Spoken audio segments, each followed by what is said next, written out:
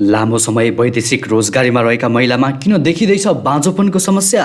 टोखा नगरपालिकाले चाकुको ब्रान्डिङ गर्ने। एमाले नेताहरूलाई माधव नेपालको जवाब, दास भएर बसेकाहरूले धारै हात नलगाउन्। पेट्रोलमा 20 र डिजेल मट्टीतेलमा 29 रुपियाँ भाउ घट्यो। राति 12 बजेदेखि लागू भयो। अब समानुपातिक होइन, प्रत्यक्षतर्फ चुनाव लड्छु, विनोद चौधरीको भनाई। बिचौलियाहरूको ढाड सेक्ने गरी हर्क साम्पाङले गजबको बजेट। अब असारभित्रै काङ्ग्रेसले गति लिन्छ। गगन थापाको भनाई, सडकको टेन्डर सस्तोमा नभर्नु, कडाइका साथ अनुगमन गरिनेछ। झापाका बङ्गुरमा अफ्रिकन स्वाइन फिभर देखिएपछि व्यवसाय सङ्कटमा। एसपिपी लागू भए अमेरिकी सेना आउँछ, नेपाल युद्धभूमि बन्छ, वामदेव गौतमको भनाई। झापाको पूर्वी नाका 3 दिनको लागि सिल। सरकारले घटायो पेट्रोलियम पदार्थको कर। अब डिजेलको मूल्य 164 र पेट्रोल 179। एमालेका 10 भाइलाई अध्यक्ष नेपालको चेतावनी, तिमीहरू दास हौ, हामीलाई धारे हात नलगाऊ। अमेरिकी स्वास्थ्य संस्थाले रोके गर्भपतन सेवा। नेपाल प्रहरी र परिवारलाई चितवन मेडिकल कलेजमा 25% छुट। कबड्डी फोले 28 दिनमा कमायो 22.47 करोड। मोरक्को भागदौडमा 18 जना प्रवासीको मृत्यु। प्रेम आलेसहित 6 सांसदले फिर्ता लिए। विद्रोही पत्र, रामकुमारी झाँक्रीले फिर्ता लिइनन्। देउबालाई एकीकृत समाजवादीको चेतावनी, हाम्रो निर्णयको कदर गर्नु लगायतका आज दिनभरका महत्त्वपूर्ण समाचारहरू आजको यस भिडियोमा। दर्शकवृन्द नमस्कार। युट्युब च्यानल इन्फो खबरको समाचार बुलेटिनमा तपाईँलाई हार्दिक स्वागत छ। आज पनि केही चर्चामा रहेका महत्त्वपूर्ण समाचारको साथमा हामी उपस्थित भइसकेका छौँ। पुरा समाचार अत्यन्तै धेरै महत्त्वपूर्ण भएकाले अन्तिमसम्म हेर्नुहोला। समाचारलाई हाम्रो मेहनतको लागि सानो लाइक गर्न नबिर्सिनुहोला। च्यानलमा नयाँ हुनुहुन्छ भने अहिले नै सब्सक्राइब गर्नुहोला। पलपलको न्युज अपडेट लिएर हामी दिनहुँ उपस्थित हुने गर्दछौँ। समाचारको सुरुमा पेट्रोल भाउ घटेको प्रसङ्ग। पेट्रोलियम पदार्थको मूल्य घटेको छ। सत्ता गठबन्धनको निर्णयअनुसार नेपाल आयल निगमले पेट्रोलियम पदार्थको मूल्यमा कटौती गरेको हो। हिजो शनिबार बसेको निगम सञ्चालक समितिको बैठकले मूल्य घटाउने निर्णय गरेको हो। निगमले पेट्रोलमा 20 रुपियाँ र मट्टीतेल डिजेलमा 29 रुपियाँ मूल्य घटाएको हो। गै राति 12 बजेदेखि लागू हुने गरी पेट्रोल, डिजेल र मट्टीतेलको भाउ घटेको छ। मन्त्री परिषद बैठकको निर्णयअनुसार नेपाल आयल निगमले पेट्रोल प्रति लिटर 20 रुपियाँ र डिजेल र मट्टीतेल प्रति लिटर 29 रुपियाँ भाउ घटाएको हो। अब पेट्रोल 179 रुपियाँ र डिजेल प्रति लिटर 163 पर्नेछ। सरकारले कर कटौती गरी मूल्य घटाउने निर्णय गरेको उद्योग वाणिज्य तथा आपूर्ति मन्त्री दिलेन्द्र बहादुर बडुले जानकारी दिनुभयो। अब इन्धन र खाना पकाउने ग्यासको भाउ भने यथावत रहेको छ। अहिले पेट्रोल प्रति लिटर 179 रुपियाँ र डिजेल मट्टीतेल प्रति लिटर 192 रुपियाँमा कारोबार भइरहेको छ। त्यस्तै अब अर्को समाचार। कुर्था रेल मार्गमा नियमित मालवाहक रेल सेवा सञ्चालन गर्न 5 जिल्लाका उद्योगी व्यवसायीले माग गरेका छन्। नेपाल रेलवे कम्पनी लिमिटेडका पदाधिकारीहरूसँगको छलफलका क्रममा मध्य प्रदेश अन्तर्गत सप्तरी, सिराहा, धनुषा, महोत्तरी र सर्लाहीका उद्योगी व्यवसायीले मालवाहक रेल सेवा सञ्चालन गर्न माग गरेका हुन्। हाल जयनगर कुर्था रेल मार्गमा सञ्चालन भइरहेको रेल सेवासँगै मालवाहक रेल समेत सञ्चालन गर्ने भनिए तापनि भारतसँग सीधा व्यापार सम्बन्ध हुनुको साथै सस्तो मूल्यमा समाधान आयात हुने र त्यसबाट महँगी समेत नियन्त्रणमा आउने उद्योगी व्यवसायीको भनाइरहेको छ। छलफलमा उद्योगी व्यवसायीले तत्कालका लागि दैनिक 5-6 ट्रक माल सामान आयात गर्ने र पछि क्रमशः बढाउँदै जाने भएकाले माल सामान रेल सेवा घाटामा नजाने दाबी गरेका थिए। अहिले चलिरहेको रेल सेवामै हामीले मालवाहक रेल सेवा पनि सञ्चालनमा माग गरेका छौँ। जनकपुर धाम उद्योग वाणिज्य सङ्घका उपाध्यक्ष अम्बु कुमार शाहले भन्नुभयो। नेपाल रेलवे कम्पनीका पदाधिकारीहरूले मालवाहक रेल चलाउन आफूहरू सकारात्मक रहेको र तत्कालका लागि जनकपुर धाममा कति परिणाममा माल सामान ल्याउन सकिन्छ भनेर उद्योगी व्यवसायीसँग एकिङ गरेर तथ्याङ्क उपलब्ध गराउन आग्रह गर्नुभएको छ। त्यस्तै अब विनोद चौधरीको प्रसङ्ग। नेपाली काङ्ग्रेसका केन्द्रीय सदस्य विनोद चौधरीले प्रतिनिधि सभा निर्वाचन प्रत्यक्षतर्फ चुनाव लड्ने बताएका छन्।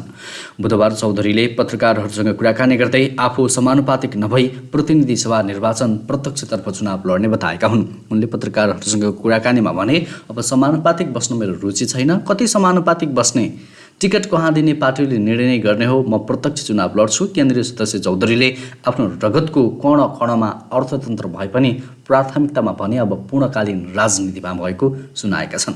उनले भने, मेरो रगतको कण कणमा अर्थतन्त्र छ, तर प्राथमिकतामा भनेको राजनीति नै हो। अब पूर्णकालीन राजनीतिमा लाग्छु, उद्योग धन्दा छाडेर भने होइन, उनले भनेका छन्। त्यस्तै अब हर्क साम्पाङको प्रसङ्ग। धरानका मेयर हर्क साम्पाङले बिचौलियाहरूको ढाड सेक्ने गरी अघिल्लो आर्थिक वर्षको भन्दा कम बजेट ल्याएका छन्। अघिल्लो आर्थिक वर्षको बजेटमा बिचौलियाहरूको चलखेल भएको भन्दै यो वर्षको बजेटमा त्यसलाई कटौती गर्दै यस्तो बजेट ल्याएको बुझिएको छ। यही कुरोलाई मध्यनजर गर्दै बजेटलाई सही ठाउँमा सदुपयोग गरेर विकासमा लगाउन उपमहानगरपालिकाले आगामी आर्थिक वर्ष 2079-80 लागि 1,68,58,23,000 को अनुमानित बजेट पेश गरेको छ। चालु आर्थिक वर्षका लागि उपमहानगरपालिकाले 2,03,64,00,00,000 को आयव्यय अनुमान गरेको थियो। यथार्थ खर्च भने 1,08,89,33,000 भएको छ र आय भने 1,56,77,95,000 भएको जनाइएको छ। त्यस्तै अब अध्यक्ष माधव कुमार नेपालको प्रसङ्ग। नेकपा एकीकृत समाजवादीका अध्यक्ष माधव कुमार नेपालले 10 बुँदे सहमति गरेर एमालेमा बसेका नेताहरूप्रति आक्रोश पोखेका छन्। उनीहरू दास भएर एमालेमा बसेको भन्दै आफूहरूतिर धारी हात नलगाउन चेतावनी दिए। एकीकृत समाजवादीमा मन्त्री हेरफेरमा विवाद भएपछि एमाले नेताहरूले त्यस विषयमा माधव नेपालप्रति आलोचना गरेका थिए। शनिबार पार्टी केन्द्रीय कमिटिको बैठकमा अध्यक्ष नेपालले त्यसप्रति आलोचना पोखेका हुन्। अहिलेसम्मको घटनाक्रममा आफूहरू एमालेबाट गरेको विद्रोह जायज भएको पुष्टि गरेको भन्दै उनले भनेका छन्, अहिले म कथित 10 भाइका अभिव्यक्ति सुन्दैछु। उनीहरूको दिमागबाट नसा उत्रिएको छैन तथा नाम लेखिरहेका छन्। दासोचित ढङ्गले त्यहाँ बसिरहेका छन्। मूल्य मान्यता छैन, पदीय गरिमाको सम्मान पाएका छैनन्, तर पनि हामीलाई धारे हात लगाउने दुस्साहस गरिरहेकै छन्, नगरून्, उनले भनेका छन्। त्यस्तै अब अमेरिका सेनाको डरको प्रसङ्ग। नेकपा एकता राष्ट्रिय अभियानका संयोजक वामदेव गौतमले कम्युनिस्टहरूको दबावमा सरकारले अमेरिकासँगको सैन्य गठबन्धन स्टेट पार्टनरसिप रद्द गरेको बताएका छन्।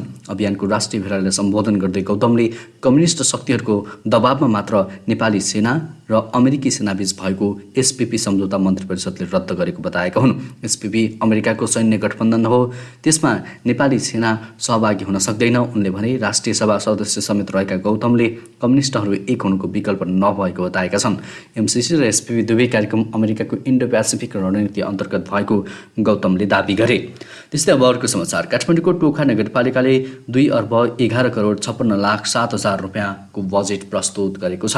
ऐतिहासिक सांस्कृतिक पर्यटकीय समृद्ध टोखा नगर निर्माणका लागि टोखाले आगामी वर्ष 2079-80 को नीति तथा कार्यक्रमको कार्यान्वयनका लागि आज 11औं नगरसभामा उक्त बजेट प्रस्तुत गरिएको हो। नीति तथा कार्यक्रम प्रस्तुत गर्दै टोखा नगरपालिकाका प्रमुख प्रकाश अधिकारीले चालु आर्थिक वर्षमा सम्झौता भई आगामी वर्षको अन्त्यसम्म कार्यान्वयन हुन नसक्ने योजना तथा कार्यक्रमलाई क्रमागत रूपमा निरन्तरता दिने बताए। टोखाले नीति तथा कार्यक्रममा नगरपालिकाको सुरक्षाका लागि मुख्य स्थानमा सीसी क्यामेरा जडान गर्ने, टोलमा सुरक्षा साइरन जडान गर्ने, ट्राफिक सचेतना कार्यक्रम सञ्चालन गर्ने, नगर प्रहरी परिचालन गर्ने बताइएको छ।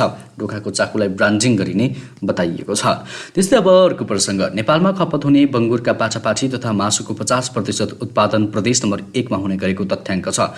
प्रदेश नम्बर 1 मा पनि झापामा सबैभन्दा बढी बङ्गुर उत्पादन हुन्छ, तर झापामा पालिएका बङ्गुरमा अफ्रिकन स्वाइन फिभर देखा परेपछि व्यवसाय नै सङ्कटमा परेको छ। झापाको कमल गाउँपालिका झन्डै 2 दशक अघिदेखि कुलुङ बङ्गुर फार्म स्थापना गरेर बङ्गुर पाल्दै आएका सञ्जीव राई अहिले व्यवसायबाट पलायन हुने अवस्थामा पुगेका छन्। कोरोना कालमा समेत धेरै सङ्कट नझेलेका राई अहिले आफूले पालेका बङ्गुर बिक्री हुन छाडेपछि चिन्तित छन्। अफ्रिकन स्वाइन फिभर रोगका कारण उनले पालेका बङ्गुर बिक्री भएका छैनन्। यसअघि राजधानी काठमाडौँ र भारतका विभिन्न ठाउँमा उनले पालेका बङ्गुर निर्यात हुँदै आएका थिए।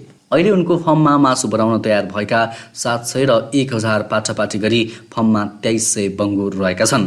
सङ्ख्या बढिरहने तर बिक्री नहुने र खर्च मात्रै बढ्ने भएपछि उनी व्यवसायबाट नै पलायन हुने अवस्थामा पुगेका छन्।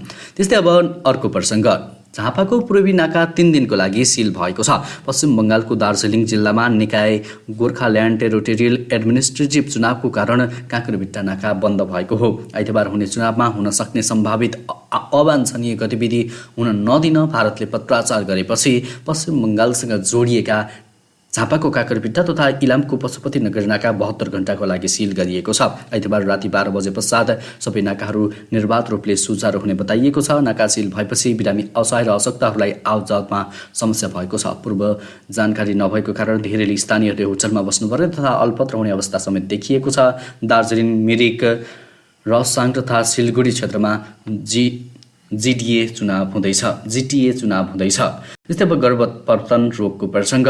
सर्वोच्च अदालतले गर्भपतन सम्बन्धी 50 वर्ष पुरानो एउटा निर्णयलाई खारेज गरेपछि देशका विभिन्न राज्यका गर्भपतन सेवा प्रदायक संस्थाले सेवा अवरुद्ध बन्द गरेका छन्।